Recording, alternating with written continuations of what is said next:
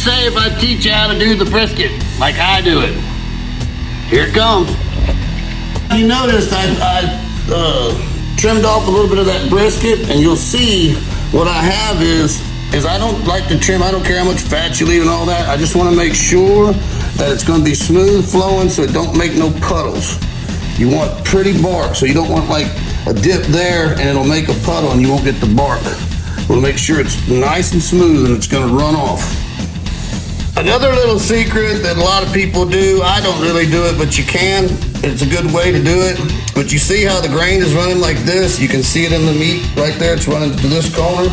A lot of people just take this corner right here and use it for sausage or something, but cut that little piece off. Now they know how they have to cut their brisket. You're gonna cut it up to about right here, and then it's gonna flip over to the point, then you have to turn it and cut sideways. You guys know I use a lot of mayonnaise, so what I do is I flip it on this side, because this is gonna go down, fat side up, and then I'm gonna put some mayonnaise on it, and I'm gonna rub the mayonnaise all in it, all around it, and then I'm gonna season this side of the brisket. I use coarse black pepper, and I season it real generously. I just cover the meat. I don't want to skim on this part. This is what makes your great bark. You gotta remember, this is a thick piece of meat. It's really hard to over season a brisket. It really is. And I'm gonna get all the sides and the tip. I'm gonna get everything all the way around, man. I'm gonna do the same thing with coarse salt, kosher salt, and I'm gonna do the same thing, and I'm gonna do this pretty heavily. So it's about, I would say, 30% salt and the rest black pepper. But you definitely want to get you a good amount of salt on there. It's what creates the bark. And make sure you get it everywhere. All on the sides. Season every piece of the meat. It's important that you do that. Now I got it on the other side.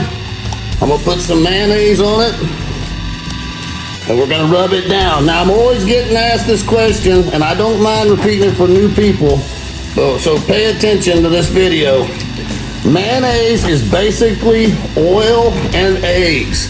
It is a binder. It creates the perfect bark because it seals the juices in and it lays the seasoning on there, creating a perfect bark. You cannot beat it. Mustard is not the same. Does not work the same.